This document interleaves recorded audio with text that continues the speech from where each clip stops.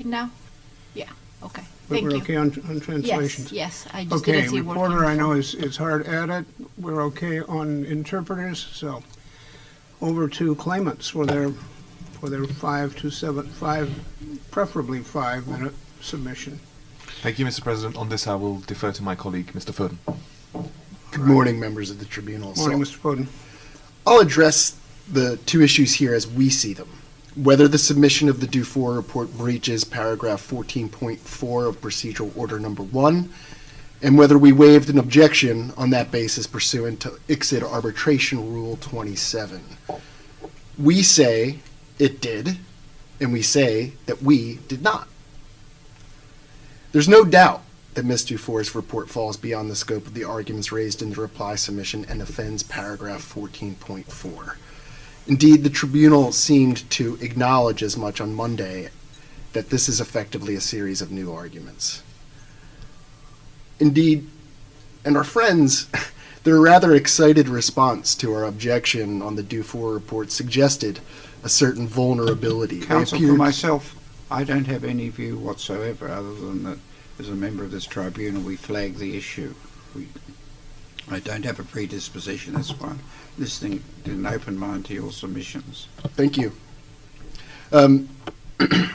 Because our friends appeared to protest just a bit much. And as a basic matter of content, if the Dufour report was not beyond the scope of the reply, the Tribunal could expect that the claimant's expert, Micon, might be able to respond to that report, in its presentation on its evidence. But I've met the guys at Micon. They're mining engineers. They're not lawyers. Their range of expertise simply does not cover regulatory issues or social license. They were only engaged because the respondent's damages expert, Alex Partners, criticized the assumptions concerning mining and production rates that were in the accuracy report. Now, confronted with that evidence, the respondent chose not to address it through a mining expert of its own. No, it decided to add new arguments, those put forth by Ms. Dufour, and the claimant's been unable to submit a corresponding report to that evidence in the time between the rejoinder and this hearing. Now, I won't trouble the Tribunal by reading into the record the text of Rule 27, but the focus here is going to be on the word promptly. The ICSID rules obviously don't define promptly, but commentators tell us that what will be considered promptly will depend on the nature of the violation, the procedural framework agreed between the parties, and the stage of the proceedings at which the issue arises. Tribunals have interpreted the term variously in different procedural contexts.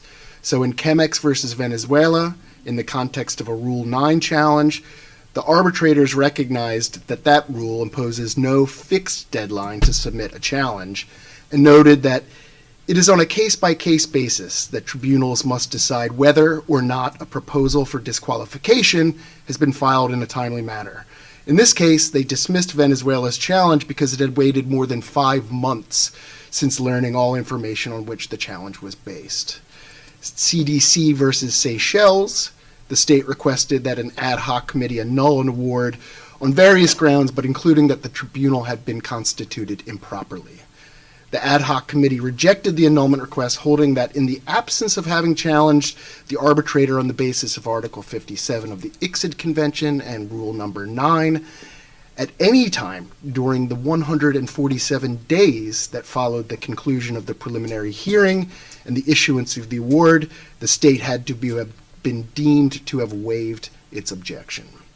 And then in Von Pezel versus Zimbabwe, the tribunal considered that an applicant for provisional measures had waited over 3 months and therefore had waived its right to object. So as you can see, there's not a hard and fast timeline or rule on promptness, nor a fixed time limit within which an objection must be raised.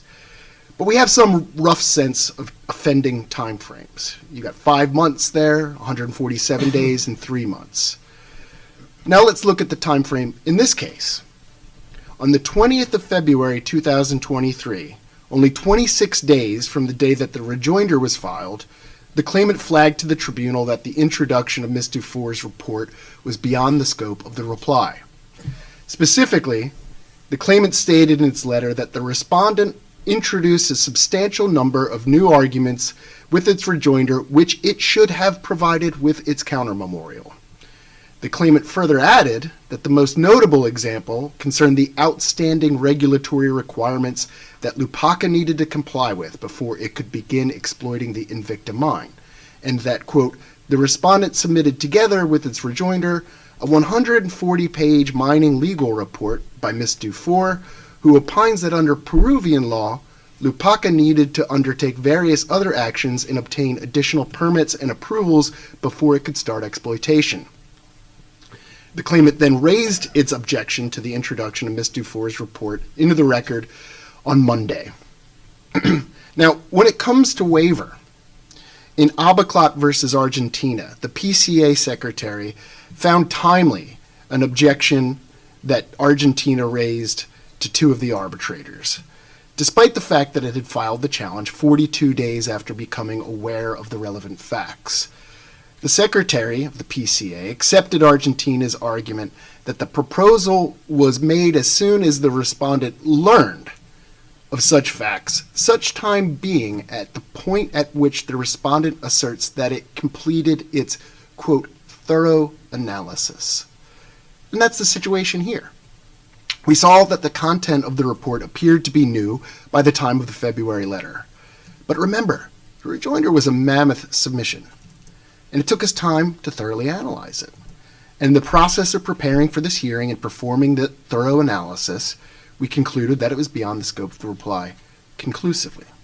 And on that basis, we considered that it should be excluded. But in the event the tribunal does keep it in, we'd be very troubled by the tribunal relying on it in its award, though any reliance may be unnecessary after Ms. Dufour's cross-examination.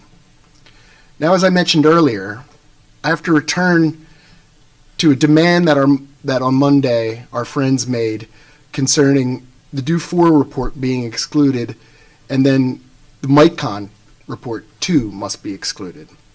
This appeared to be a sort of knee-jerk reaction to what they referred to as an ambush, without acknowledging, of course, that the Dufour report in of itself was an ambush. Now, I don't know if the respondent, with the wisdom that comes with time, will maintain that demand. We'll see in a few moments. But if they do, I wish to make 2 points. First, Counsel, you're at the 7-minute mark. You want to continue, but it will come out of claimant's time allocations. yeah, I think the minute that in which I'll finish, we're happy to As you lose. elect. So, 2 points on this demand that we sort of remove Micon if we remove Dufour. As a matter of procedural logic, it just doesn't work. Procedurally, the Micon report, as mentioned, responded to Alex Partner's criticism of the accuracy report. It was properly responsive. As a matter of logic, this demand has more in common with the tit-for-tat games that my twin boys that I mentioned on Monday play than a proper legal submission. That the respondent decided to breach paragraph 14.4 doesn't mean they get to exclude legitimately submitted evidence. But of course, that argument also belies the waiver argument that they're about to make. Because if they think that they haven't waived an objection to a report filed on the 23rd of September 2022, i.e. 6 months ago, then they certainly can't contend that we waived the right to object to a report that was filed 2 months ago. Thank you. All right, thank you, sir. I have a question or two, but let me ask my colleagues. Perhaps we can hold any questions until both parties have presented, then we can question them on our time and not theirs. All right, if that's agreeable, let's hear from the respondent. Thank you very much, Mr. President. Peru submits that the claimant's baseless and untimely request for the exclusion of Ms. Dufour's expert report from the record in this arbitration must be rejected. There can be no doubt that Ms. Dufour's expert report is responsive to arguments, exhibits, witness statements, and expert evidence submitted by claimant for the first time in its reply. And let us recall how we got here. In the memorial, claimant alleged that it was on the cusp of commercial exploitation. This is in paragraph 5 of the memorial. And to support this position, claimant alleged that the, and I quote, the commencement of production was mainly contingent on two outstanding items. First, MINIM's approval of an amendment to the mine closure plan, and second, MINIM's final inspection of development works, and this is in memorial paragraph 343. Peru responded to that argument in the counter memorial. It explained that in October 2018, claimant needed to address deficiencies in claimant's third ITS, which included the need to certify and implement an alternative mine water treatment system. And this is in counter memorial 292. With its reply, claimant submitted a second witness statement from Mr. Castañeda, whose responsibilities, included securing permits. In that second witness statement, Mr. Castañeda addressed the claimant's failure to obtain environmental certifications necessary to operate the Invicta mine, a permitting requirement that was wholly omitted from his first witness statement. Only in his second witness statement does he address the water treatment system as a component of the mine and argue that the certification of that system could have been obtained, and I quote, approximately 1 month, even accounting for some delay, end of quote. And this is in Castañeda's second witness statement, paragraph 89. In addressing the environmental certification issue raised by Mr. Castañeda, claimant cites, among other documents, exhibits C399, 406, 415, 416, 417, 418, 419. These were new exhibits that claimant submitted for the first time with its reply. Now, Mr. Castañeda's approach to the timeline for commercial exploitation of the Invicta mine was mirrored in the Micon International Limited expert report, which is a new report introduced with claimant's reply. The Micon report posits the claimant was ready to commence lawful commercial operation of the Invicta mine in November 2018, which entails a legal conclusion of when Invicta could have obtained the permits. Now, that submission, made for the first time in this arbitration in the Micon report, included with the reply, is based on the premise that claimant would have obtained all the necessary permits and approvals by that date. Now, claimant's damages accuracy relies on that date, the November 2018 date, in its second report, submitted with the reply. And they do that to change their valuation model. In that second report, accuracy moved forward their assumed start date for commercial by exploitation by 9 months. So from November 2018 instead of August 2019, which was the start date that accuracy used in its first report. And accuracy makes clear in its second report that this change to the start date for commercial mining is based only on the Micon report, which, to recall, claimant introduced with the reply. And that's indicated in accuracy's second report at paragraphs 143, 147, 149, 2.7, 2.9, 6.7, among others. Moreover, in paragraph 320 and 321 of its second report, accuracy also indicates that the modified start date for commercial mining is Micon's basis for concluding that claimant allegedly could service the PLI loan instead of defaulting on that loan, which, as you know, is a key issue in dispute. Now, these assertions by accuracy and Micon that are based on the changing start date for the commercial mining from August 2019 to November 2018, which in turn depends on when all the necessary permits and authorizations would have been obtained, are assertions that Peru had no opportunity to address until the rejoinder, because they had not been made before the reply. Now, Ms. Dufour's report contains essential evidence and testimony for assessing the alleged feasibility of changing the start date from August 2019 to November 2018, which, as noted, claimant introduced in its reply. Another issue covered by Ms. Dufour's report concerns the processing or milling facilities.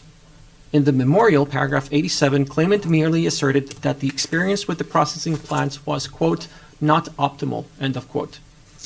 But in its reply, in section 3.4, claimant significantly expands on that argument, submitting that, and I quote, it would have had sufficient processing capacity to comply with its old gold repayment obligations, end of quote.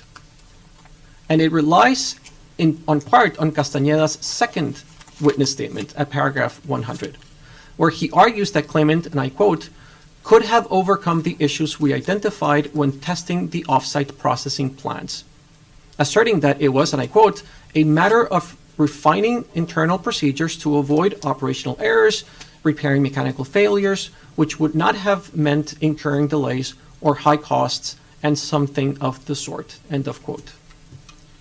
Now, we can submit to the tribunal a detailed list of the many references in Ms. Dufour's report to the many new exhibits introduced by claimant in its reply, the factual and legal allegations included in that submission, in the second witness statements, the Mikan report, and the accuracy second report. But the above high-level explanation demonstrates that Ms. Dufour's report is responsive to the allegations in claimant's replies, its new exhibits, Castañeda's second witness statement, Mikan's expert report, and accuracy's second report. It is thus compliant with PO1 section 14.4. In addition, claimant's belated and unfounded application to exclude Ms. Dufour's report must be rejected because claimant has waived its right to object to the introduction of Ms. Dufour's report. Now, claimant received the report on 25 January 2023, and it did not raise an objection or make an application to the tribunal. Counsel, again, you've hit the 7-minute mark. Do you want to continue with time out of your other available time? Yes, please, Mr. President. About how long do you think? 1 minute. Okay. In fact, claimant called Ms. Dufour's for cross-examination well before it raised its objection, and before claimant argued that Peru raised new arguments. Now, surely claimant conducts a thorough analysis before it decides which witnesses and experts it desires to call for cross-examination. In fact, it was, as you know, at this hearing that claimant for the first time made an application. In its opening, claimant argued that Ms. Dufour's report should be disregarded. That was the word that they used. And the tribunal followed up on that remark to seek clarification about what that meant. It was only yesterday, prompted by the tribunal, that claimant has for the first time applied for the exclusion of the expert evidence. Therefore, it is only on the second day of the hearing that claimant asked for the exclusion of expert evidence that it has had for several months, and after it was fully prepared to cross-examine Ms. Dufour this week. Now, based on those facts, there can be no doubt that under Rule 27, claimant waived its right to seek the exclusion of Ms. Dufour's report. And as you know, Mr. President, because you acknowledged yesterday that you didn't expect us to do anything other than reserve our rights, and we do so again at this moment. Peru does reserve its rights on this issue, but we await the tribunal's decision. Thank you. All right, thank you, counsel. Let me ask, do either of my colleagues have questions? I have one question. Arbitrator Garibaldi. One thing that, quite apart from the arguments put forth by both parties, there is one thing that, one fact that I think is remarkable. In the counter memorial, Peru objected to the proposition that the mine was ready for commercial operation, was on the verge of commercial operation because of the failure of, say, A, B, and C permits and that were needed.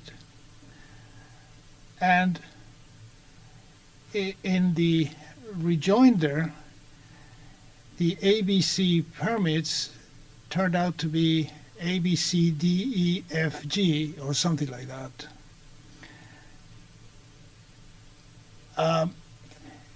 Question is, why didn't the respondent raise those additional permits that were needed in the counter memorial? Thank you, Mr. Garibaldi. That question goes to what I was explaining about the date, the change in the date that the claimant has invoked as the commencement of exploitation. They had not introduced that date, the November 2018 date. Now, to determine how you get to that date, you need to have a more detailed discussion of all the necessary steps and permits that were required to commence commercial exploitation. It's one thing to say we had all the necessary permits to commence exploitation. We were on the cusp, as they said in the memorial in paragraph 5. It's something quite different to be specific about when they expected to commence exploitation. That in turn has consequences for, as I've explained, the calculation of the alleged damages on which accuracy picks up. So that date takes relevance in the context of this discussion about what were the necessary permits that needed to be had but had not been obtained. And again, this discussion at the stage of the counter memorial could not have been addressed because the argument that they had made was very general and broad, simply saying we were on the cusp of commercial exploitation. It's only with the alleged new facts that were introduced, including in the second witness statements of Castañeda, and also Gordon Ellis refers to this to some extent, but it's mostly Castañeda. So on the basis of that new evidence that was introduced with the reply, that we had to address what were all the missing components and how long that would have taken. And as you know, because, the Ms. Dufour's expert report goes into detail about the time that it would have taken Invicta to commence commercial exploitation, and that requires an analysis, a more detailed analysis of all those necessary steps to calculate the date. I hope I have answered your question, Mr. Garibaldi. I don't have May I respond? Please. Sorry, Councillor, supplementary question. For the 4 additional after D that my colleague referred to, aren't we in a position that the claimant doesn't have an opportunity to answer the 4 new matters raised? Would you be prepared to accept admission of the full statement apart from those new 4 elements, which one might say is a matter of fairness and procedural fairness, the claimant doesn't have an opportunity to respond to? Thank you, Mr. Griffith. We would argue that a claimant, being claimant, bears the burden of proof. If they had, having made the submission that they made, that they were on the cusp of being able to commence exploitation, and later to indicate a date, a precise date, which of course claimant could have done so in the memorial. Surely claimant is not arguing that it did not have an opportunity to come up with that date when it submitted its memorial.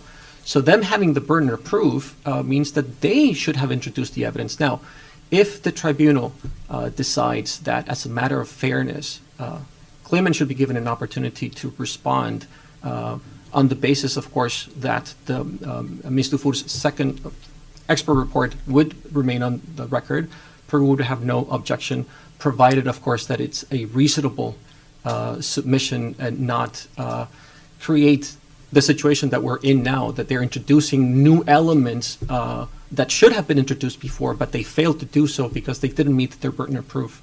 Counsel, but we're at the point the evidence is long closed, so just trying to get a result which accords procedural fairness. Is your position that the claimant remains at risk of not having an opportunity, and you're not prepared to offer a halfway house on these 4 elements and say you're prepared to give them up? We believe that they do have an opportunity. It's their failing that we're trying to address. I understand your submission. Yeah, they've had their opportunity. They failed to meet that opportunity. They have an opportunity at this hearing to respond, but Mr. Griffith, if that halfway measure would preserve the fairness as perceived by claimant, we would have no objection. Thank you, Counsel. I shouldn't have tried to stop you finishing your ultimate sentence. No, thank you. Question first to respondent. So the essence of your argument is essentially that they moved, that they for the first time set a date in the reply, and all of this is aimed at responding to that date. In the essence, that's the argument. In the essence, it is, yes, Okay. Mr. President. And just Now- to remind, if I may, just remind the tribunal very briefly that, again, Ms. Dufour's report is not simply limited to that. We've read it, trust me. Now, next question. You alluded to the prospect of the tribunal suppressing as well the MICON report.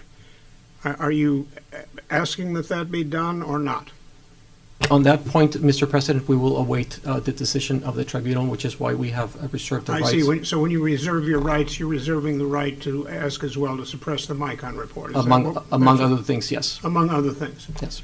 Okay. I am not enamored of the position of we'll reserve the right to see if you do something we don't like and then we'll do something else. Just as a matter of orderly procedure, I'm not enamored of that. I understand, Mr. President. We are not prepared to offer, as a potential compromise, the exclusion of both expert reports. We have no objection to both. All right, that's fine. A quick question then to claimants. The tribunal certainly noted that in your letter arguing for 3-hour openings, you did raise this issue. We took note of it and sort of pondered. But would not have been, if you were going to seek the relief you seek now, would that not have been the appropriate time to do it? It was clear that you were aware of the issue. You were concerned about the fairness. Your proposed remedy was a 3-hour opening. You got the 3-hour opening. And now we're seeking further relief. Is there some disconnect there? I can certainly see, Mr. President, why you would think that. And certainly the letter lays out, as I.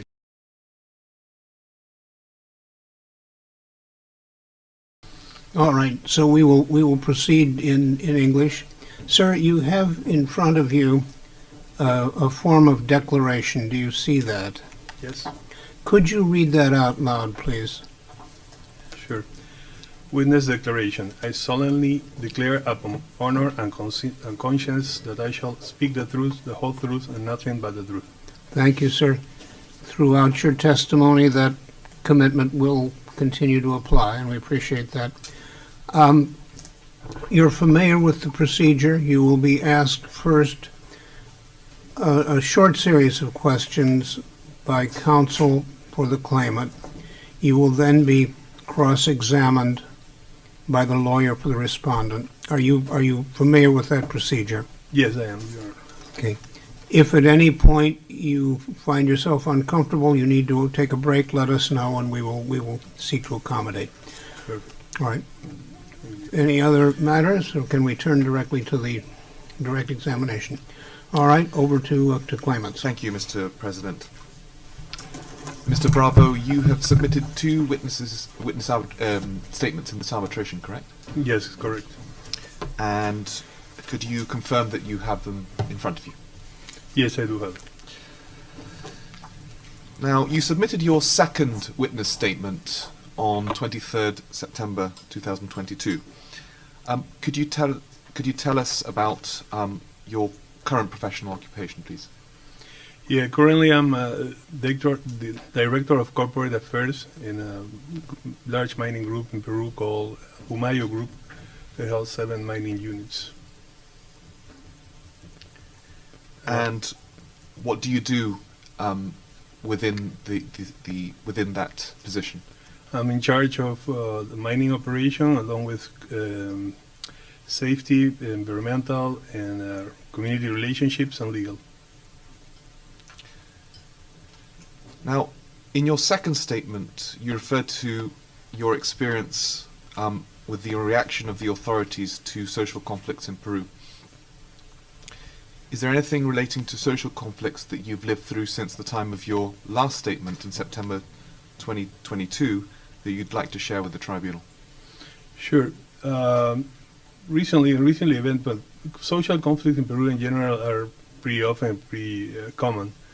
And in this position that I'm holding right now, we just have 3 recently social conflicts The first one refers in January, where in Peru has been in a political unrest lately, and in the matter of that political unrest, two mining communities went to a couple of our mine sites and burned it down, the mine campus.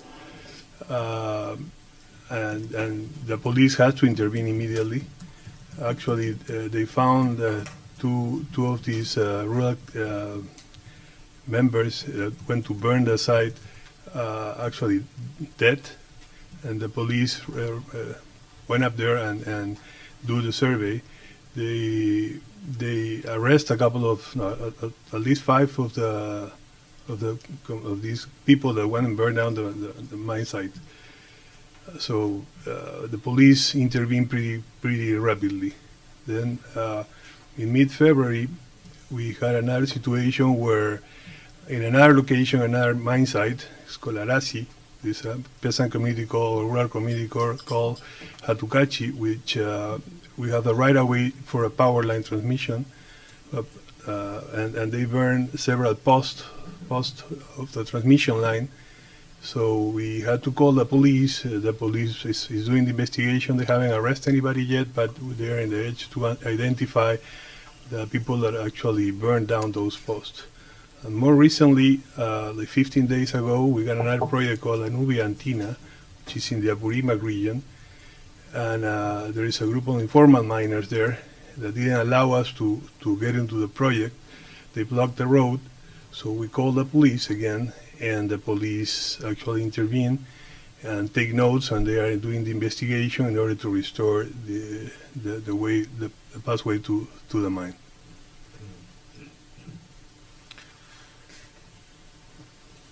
Mr. Milton Leon states in his second statement, paragraph 61, that no one from the company, from Invicta Mining Corporation, raised the matter of marijuana plantations, and much less suggested that those plantations belong to the Peran community, or that they explained that community's position regarding the Invicta mining project. Do you have any comments on that? Yeah, I don't agree with that. We had that discussion with Mr. Leon early in January 2019, and this came from also a meeting where we had with the police in Huacho, in the local police in Huacho, where they referred that they were pretty aware of the marijuana plantations from Peran in that area. They were aware that there is a drug corridor bringing all the drug dealing from that area to the city downtown in Huacho. No? So yeah, we discussed about it several times. It was part of it was me getting new in this involvement and trying to understand why a rural community was not able to reach an agreement with the mining company. So that was one of the reasons why I was given by the police at that time, and we shared with Mr. Leon for sure. Thank you. No further questions. Thank you, Mr. President.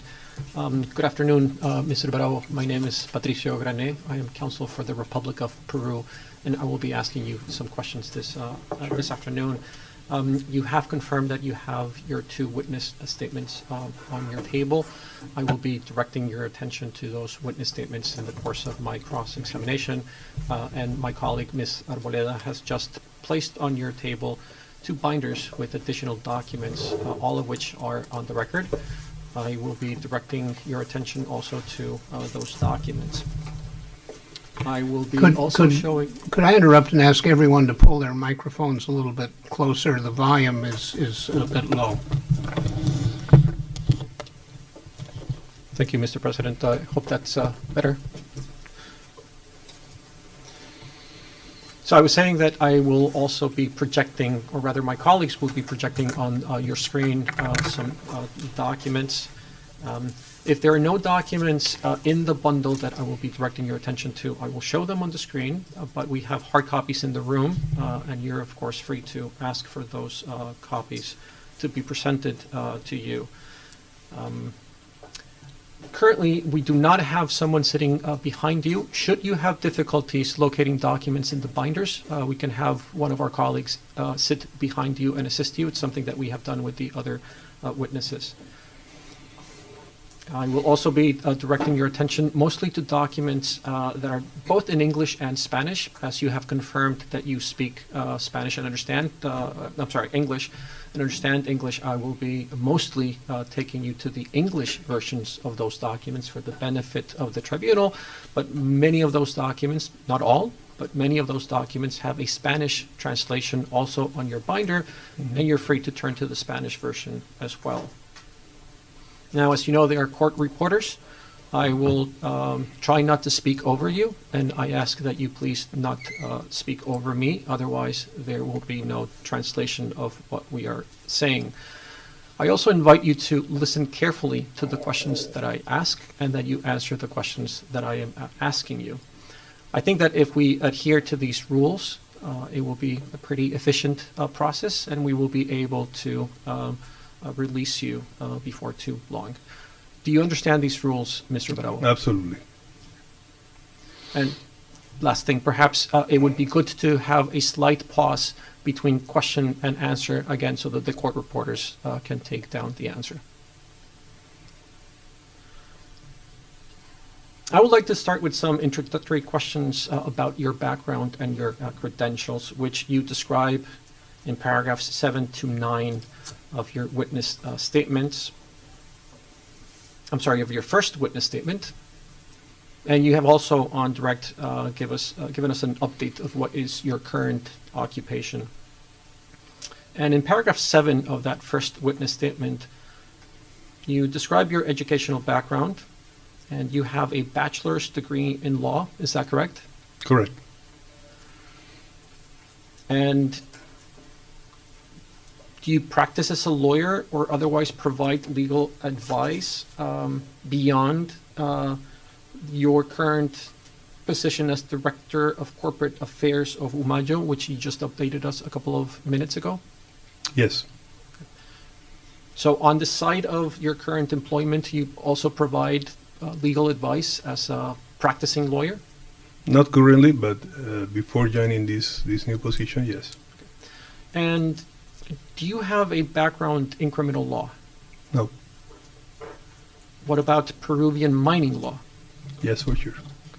And that is based on your experience in mining corporations, or as a private lawyer? No. Mining corporations, as stated, I act as legal manager in a Peruvian mining company.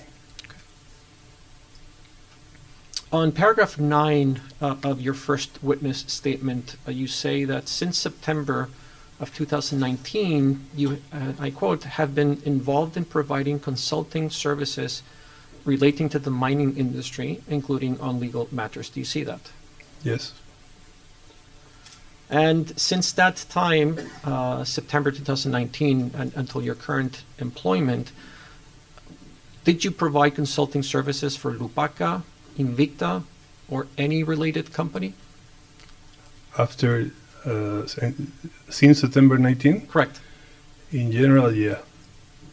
Yes. And when you say in general, yes, just to be clear, since September 2019, or after September 2019, you did provide consulting services for Lupaka, Invicta, or a related company? Yes. Can you specify which of those companies you provided consulting services to? Well, actually, it was not Invicta Peru, but because at that time it was foreclosure, so there was no longer Invicta. So basically, Lupaka Peru and Lupaka Canada. Can you specify the dates during which you provided those consulting services to Lupaka Peru and Lupaka Canada? No, I cannot precisely, but it was pretty currently. Okay, it's fair that you may not remember the precise day of the month, but can you give us a range from which month of which year until which month of which year you're providing those consulting services? Well, I can say since that date, I would say every 2 months, maybe 5 to 10 hours per month, every 2 months. until today, kind of on a monthly basis or every 2 months. No? So since September 2019 until the present day, you have been providing consulting services to Lupaka, correct? Yes. Okay. And you were paid for those services, is that correct? Yes. And those consulting services also included in connection to the present arbitration? Yes, we'll say that. Okay, let's move on, and I may come back to this point later on in my cross-examination, but for now, let's move on because I want to get a clear understanding of your experience and your expertise coming into your role as general manager of Invicta in January 2019. I have narrow questions on this issue. In paragraph 8 of your first witness statement, you say that you worked as in-house counsel for various companies in Peru, including at Century Mining, where you started as a legal manager. Is that correct? Yes, it is. And as in-house counsel for that mining company, you would have had some knowledge of the regulatory framework that surrounds Peruvian mining companies. Is that correct? Yes, it is correct.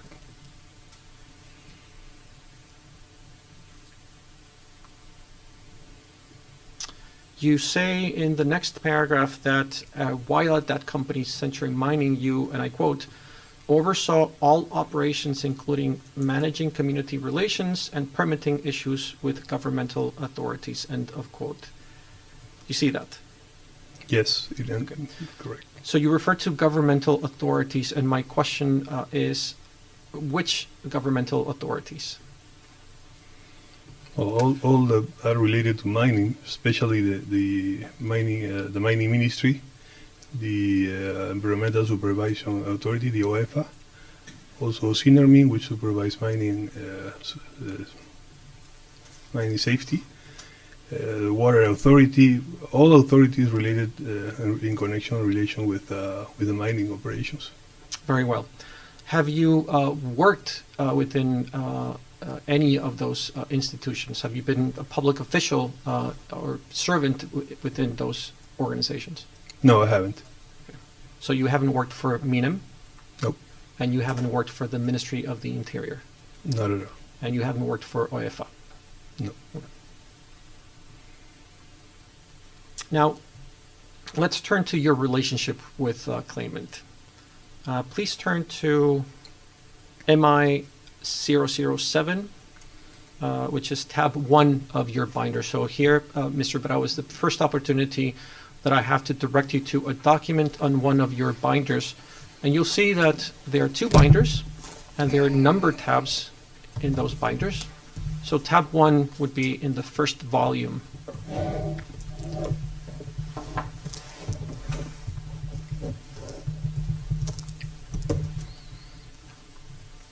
Which would be the number? Tab 1. 1. You see it? It should be marked. Yep. It should be marked MI 007 at the top, and I will resist any urge to make a joke about the reference to MI 007 and James Bond. This is a letter from claimant's former CEO, Mr. Will Ansley, to Mr. Gordon Ellis, which is dated 19 October 2018. Do you have that document in front of you? Yes, I do. Okay. Now, under the heading Julio and Raúl, which would be the second paragraph, it states, as a result of the recently discovered self-dealing by Julio, I have terminated his employment in Lupaka, but in a humane way, whereby he will resign effective October 31st. End of quote. Do you see that? Yep. Okay. And Julio, is that Mr. Julio Castañeda, claimant's former country manager and the former manager of Invicta? I can say, I will think so. Okay. And we understand that Mr. Castañeda stayed on and provided consulting services to claimant after he was terminated in October 2018. And the question is, did you have an opportunity to attend any transition meetings between Mr. Castañeda and the Invicta team that you were taking over as general manager? There is a breach in the time frame. I just started in the company a month later, but actually I attended a couple of meetings with Mr. Castañeda. Well, probably was December 2018 or early January 2018. To become appraised of the general situation of the company, is that correct? That's correct. Okay. And in the last line of that same paragraph that we just saw, which is also being highlighted on the screen, it says that we will need to hire a country manager. However, for now, I can sign on routine items. Do you see that? Yep. And the I in that statement refers to Mr. Will Ansley, who authored this email. Is that correct? Yeah, I can assume that, yeah. So at the end of October 2018, claimant's CEO and president stepped in to act in the position of country manager to Peru and general manager of Invicta. Is that correct? I won't say that. He wasn't appointed as country manager of both entities. Fair enough. I'm not saying a formal appointment, but he performed the roles of those positions, given that you didn't have the company didn't have a formal general manager appointed at that time. Is that correct? I can say that because I wasn't there. I wasn't present there. Just when I stepped in, he was acting as CEO of the company. We started negotiations to hire me as company CEO. Were you aware of whether Mr. Ansley lived in Peru at the time? Yeah. When I met him, he was not living in Peru. Okay. And on what date did you meet him? Don't recall the exact date, but it should be somewhere around November 2018. Okay. Did you meet him in November 18 as part of your interview process? Because you started in January, so you were interviewing with the company since November 2018, and you were finally hired at the end of January 2019. Is that correct? My employment contract started in the 1st of February 2019, but I started working as a consultant with them since mid-January 2019. Look at his first witness statement report. He says when he started as a general manager. Do you have it?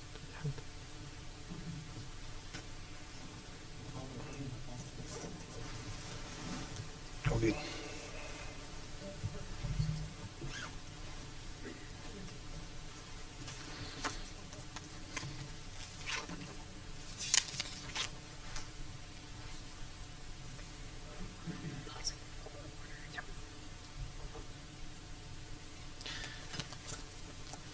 Now, I wish, based on the answer that you provided, I'm a bit now confused because in your in the second paragraph of your first witness statement, you say that you acted as general manager for Invicta between late January 2019 and 31st August 2019.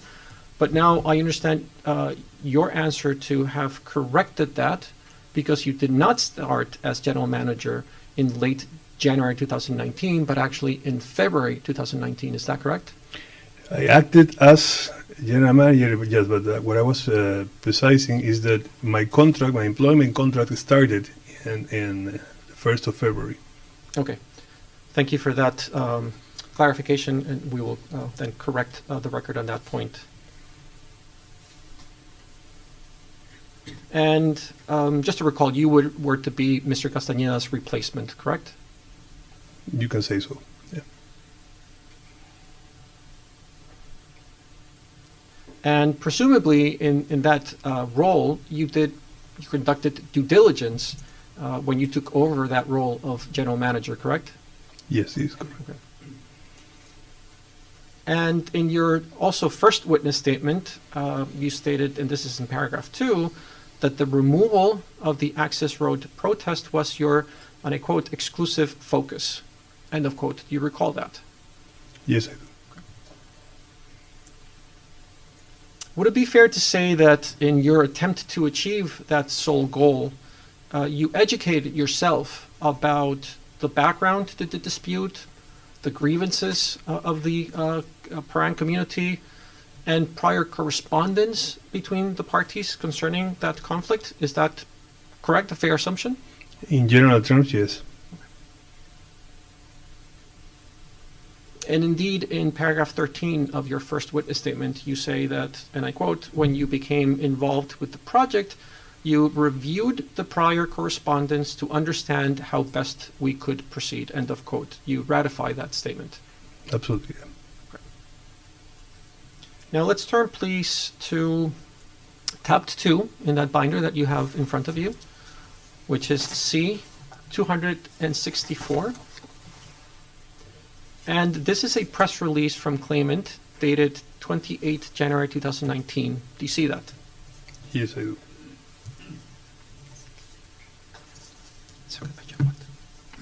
Okay.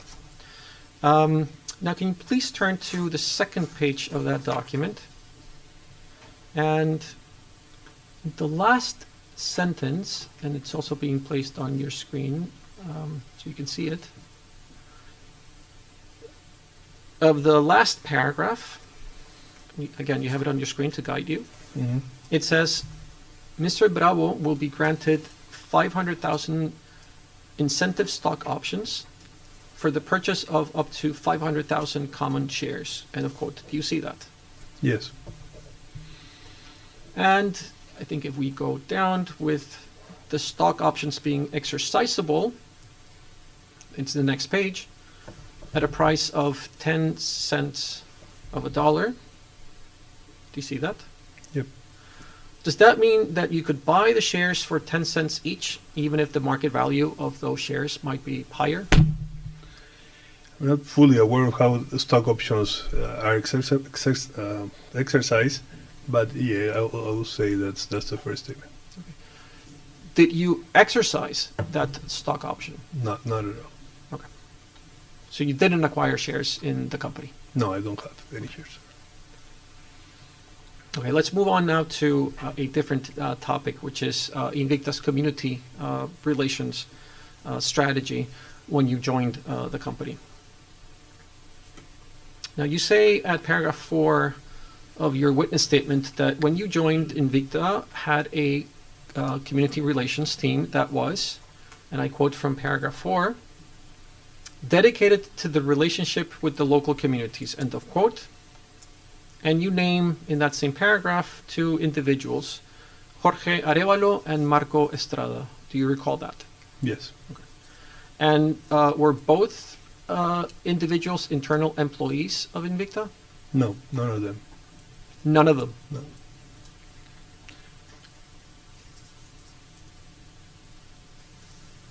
Okay.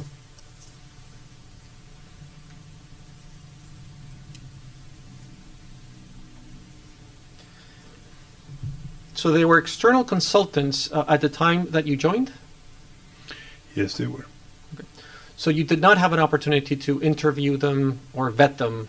When you came in, they were part of the team, and you just took them as part of the consultant team of the company. Is that correct? And I started working with them. Yeah. Okay. Just to remind you, Mr. Bravo, about the pause for the benefit of the court reporters. Sorry. Yeah. And before you, not before, as soon as you joined the company as general manager, so you had these 2 individuals as external consultants, but were you aware that the company previously had an external company that was providing consulting services on community relation issues? Yes, I do. And, well, I'll make it more straightforward. Was that company Social Sustainable Solutions, what we have been referring to in this arbitration as SSS or Triple S? Yes, it was. And that company had been hired in 2016 to assist the company in those community relations engagements. Were you aware of that? That's what I was told. And were you told that the company periodically renewed the contract with this external consultant SSS? I may think so. I wasn't told exactly how many times has been renewed the contract, but I guess because it was has a time frame, so and they've been working with like for X amount of time. But you knew that there were renewals. Yes. Okay. And were you aware of the date of the last renewal? No. Okay. Would it surprise you if I told you that the last time that it was, or it lapsed, the last contract in November of 2018, a couple of months before you joined? Would that sound about right? That the renewal started in November, No, or that was that it ended in November 2018. Doesn't surprise me. Okay.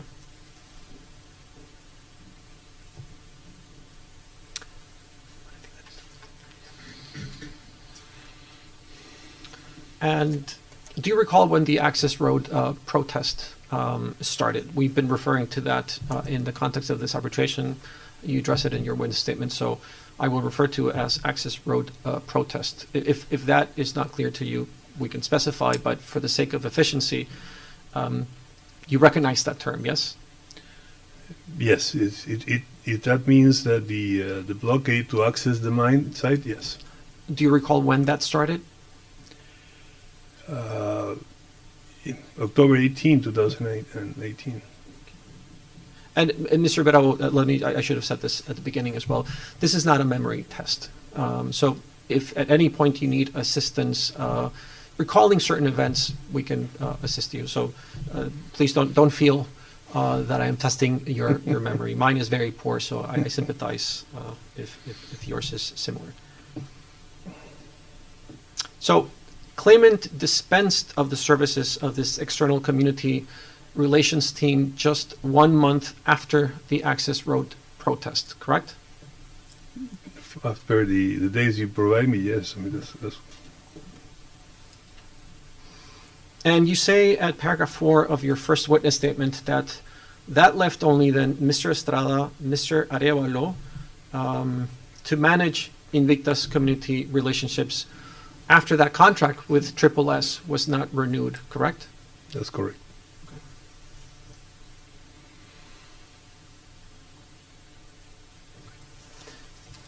Was Mr. Estrada from Triple S?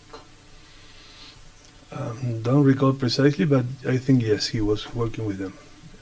So we carry over his as a consultant. We hire him as a consultant because he's been working with Triple X. Okay. Does that mean that he was working as a consultant with Invicta, but at the same time working with Triple S, or did he leave Triple S to become a consultant for the company that you managed? Not sure, but probably he left Triple S after and to be hired well because he was working with us kind of a permanent way. He was not an employee because he was not in the payroll, but he was acting as an employee of the company. Okay. But you don't recall him saying, I'm sorry, Mr. Bravo, but I cannot assist you today because I have other responsibilities with my employer, Triple S. No, not at all.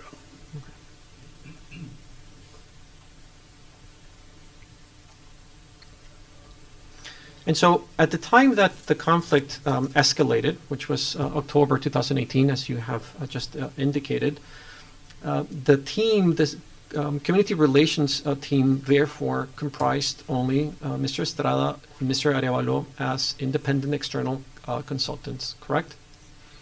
Yes.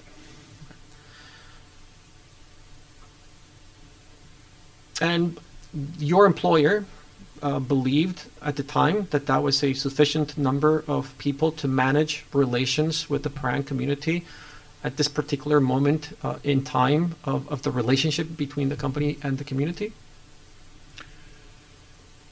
At that point in time, before the October 18th events,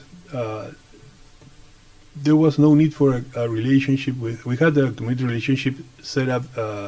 Formal relations with rural communities that we're dealing with, like Sanga and Santo Domingo. So in order to maintain a community relationship teams just to deal with Paran doesn't seem to make much sense at that time. Okay, so you believe that it didn't make much sense at the time of the events, October 2018, to maintain community relations with Paran. And so am I correct in concluding, therefore, that you never recommended to your employer, let's expand the community relations team, or we need additional assistance with community relations, correct? After the events of October 18, 2018, for sure, we decided that there was that team should be enough to handle that situation because it was just a specific conflict. In order to deal with community relationship at all, and Mr. Estrada was also in charge of dealing with Laxanga and Santo Domingo. He was not only hired to deal with Paran, so it was not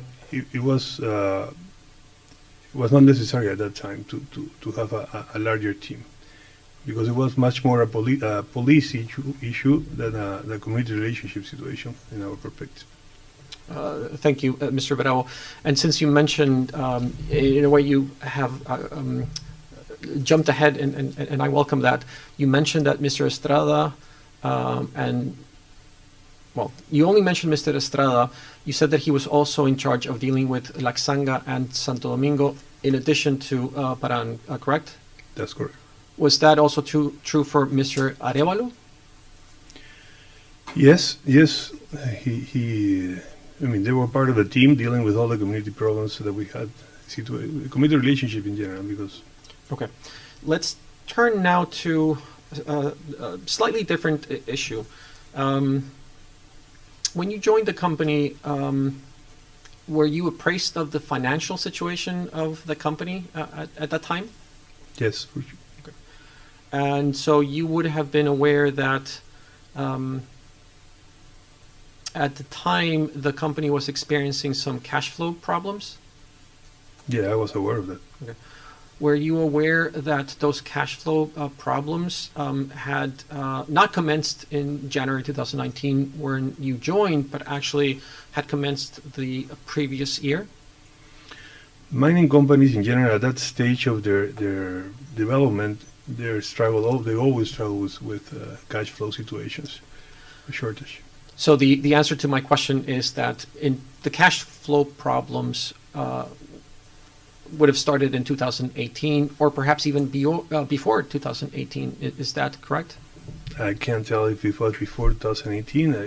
They were about to start operation. We got a lot of ore or mineral to be able to sell, so it was just a natural process of any of these projects. Okay, let's try to see if with some documents we can add a bit more precision, try to pinpoint in time what was the cash flow situation of the company. And could you please turn to, once again, MI 007, tab 1. It's the same document that we had seen previously. And I'll give you an opportunity to get there. And if you please look at the first paragraph, this is an email. Once again, we already have established that, but Wills Ansley to Gordon Ellis, dated 19 October 2018, and it's an update report, and it says capital raise request. Do you see that? It's at the top. Yes. And the first line, you see that it says that an update on several critical matters, and it says the key message is that we are desperately low on funding. Do you see that? Yes. Okay. So this is October 2018, correct? Yes. Okay. And if you turn to the second page of this email, you'll see the last paragraph of the mill delays section. It's at the top of the second page. It would be the first complete paragraph. It starts with "as a result." Do you see that? Yes. And you see that it says that as a result of milling being significantly behind the mine development, I have suspended all development activities and sent the contractors away, reduced some of our staff, including the mine manager. And then it says further cuts into the bone of our technical team could be in order very shortly. Do you see that? Yes. And milling, just for the sake of clarity, milling refers to the milling operation that would be necessary to process the ore that would have been extracted from the mine. Is that correct? It's the processing, yeah. Milling is part of the processing process. And there was no milling operation at the mine site at the time, correct? No. And the company never developed an on-site milling operation. Is that correct? Yes, it is correct. No. And the intention was to contract that part of the operation to another company or companies. Is that correct? I won't say part of the operation. Normally, some companies hire a service for somebody for a toll milling processing plant and provide you milling services. Okay. You said some companies, but I'm asking you specifically about this company that you managed. Yeah, I mean, we hire milling services from a third-party companies.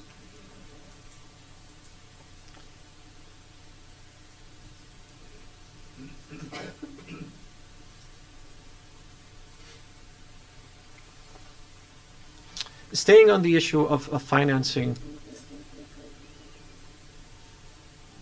when you became general manager in January 2019, well, formally now in February 2019, did you know how the Invicta mine was being financed? No, I was not aware.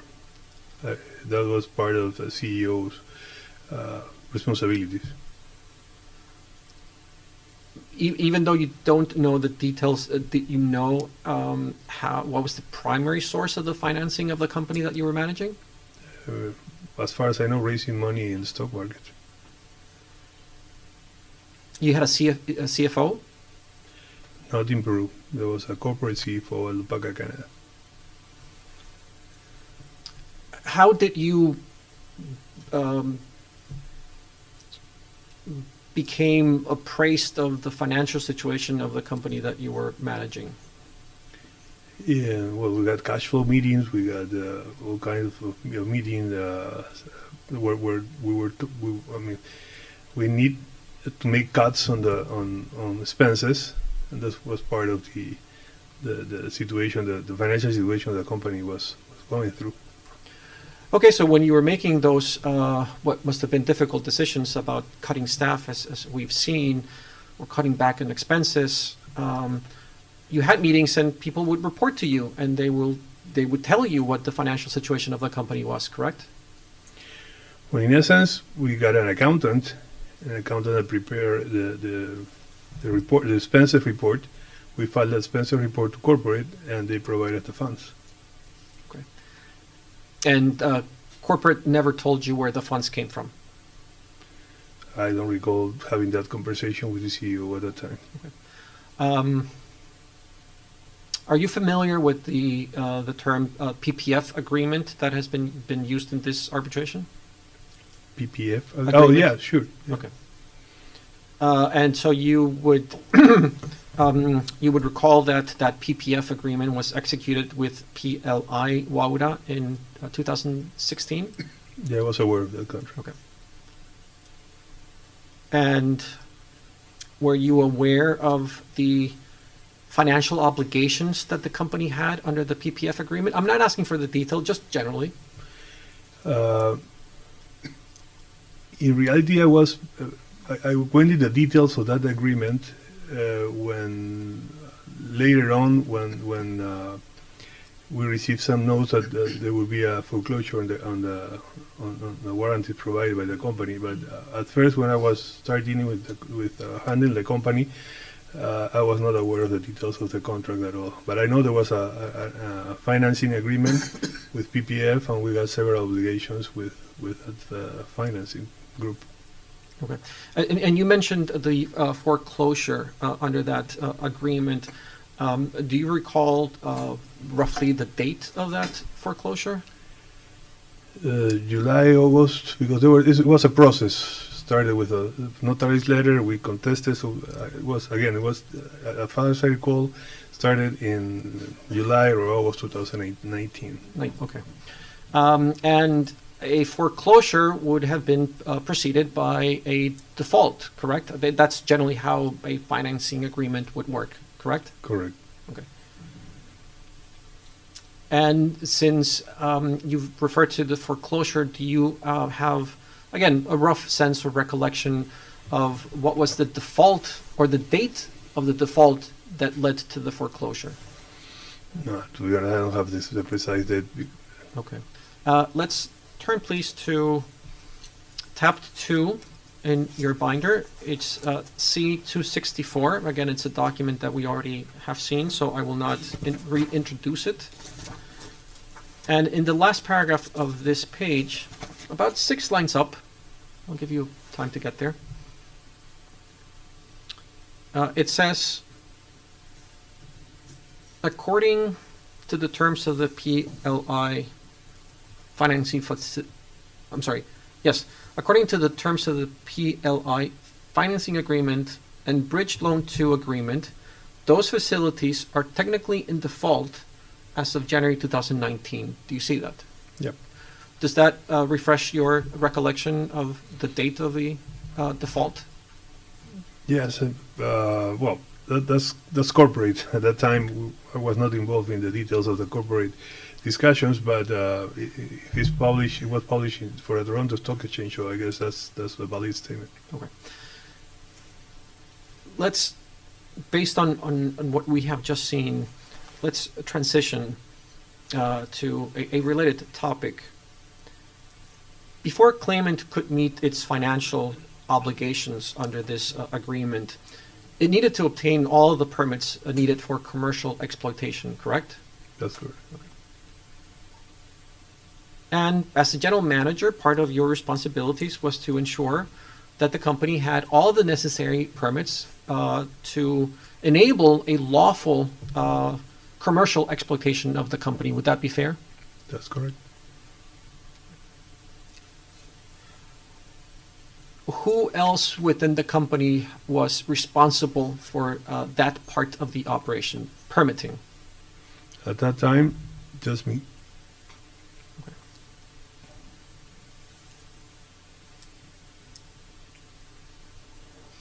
So given that you were the sole person within the company that was responsible or overseeing the permitting issue, you would have been aware that when you joined the company in formally February 2019, the company did not have all the necessary permits, correct?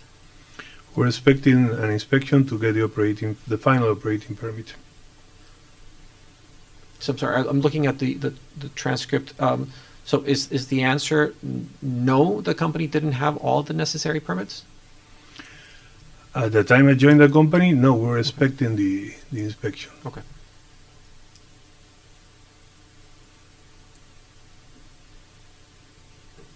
And some of those permits that were pending at the time that you joined also related, among other things, to the mine's access to and use of water, correct? No. The only pending permit was the operating permit, which is called at that time the COM, Certificate of Mining Operation, and that requires a final inspection to verify that we resolve all the pending issues that in the previous inspection the MEM, the Mining Ministry, gave us. That inspection was supposed to be taking place the days before, in October 2018, while the Paran blocked the access road, so frustrated the inspection. Okay, since you, I had some questions about the permit and water management, but since you have mentioned a couple of times inspection, let's perhaps discuss in a bit more detail the issue of the inspection. As part of the regulatory process that would enable a mining company to reach commercial exploitation, certain mining components would sometimes undergo inspections by Peruvian environmental agencies, correct?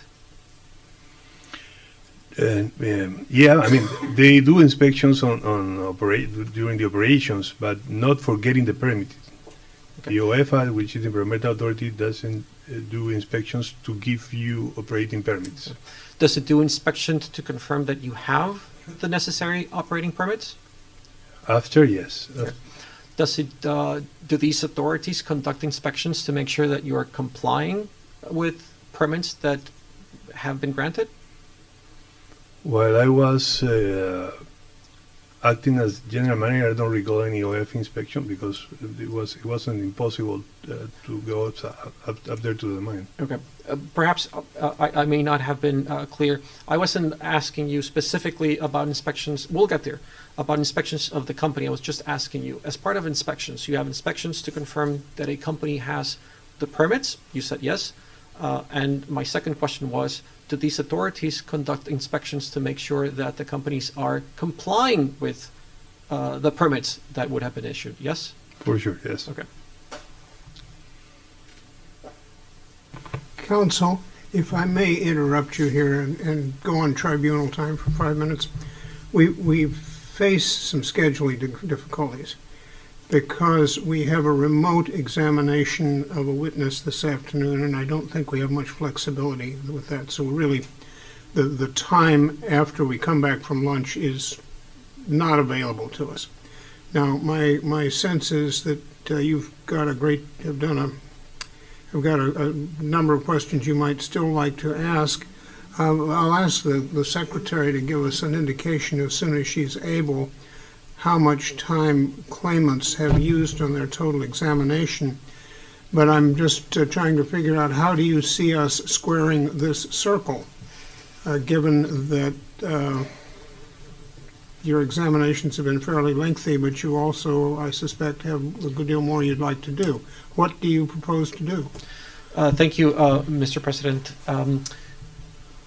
It's an important cross-examination, an important witness, and we do expect to spend more time with Mr. Bravo. It has been efficient, and I thank Mr. Bravo for that.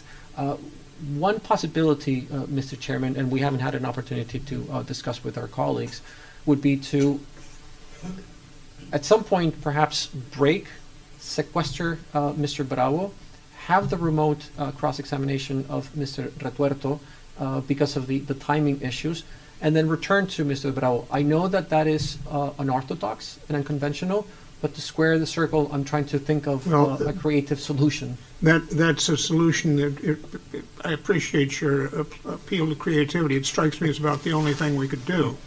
Let's assume that the remote examination takes the scheduled allocation of time, which would take us to around 4:30. Now, that basically means we have is that right, Secretary? I'm looking at my schedule here.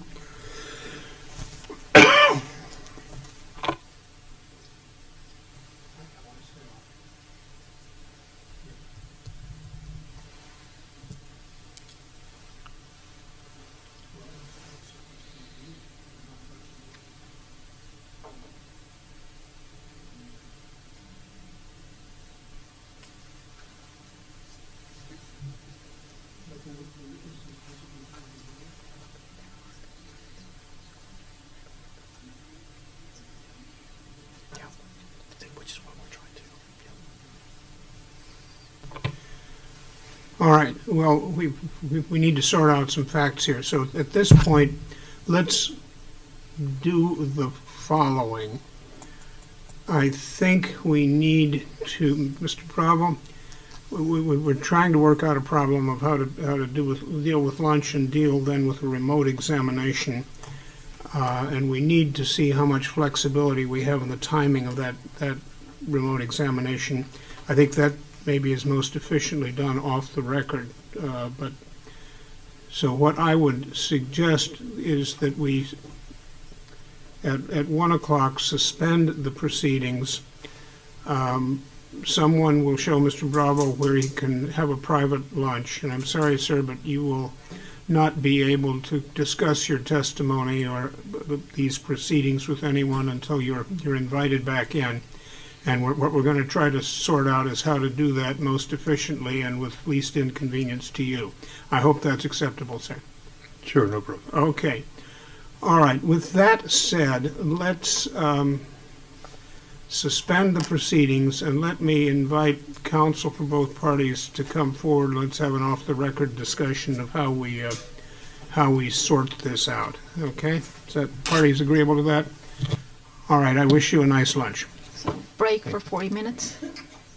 We're breaking for our 40-minute lunch period.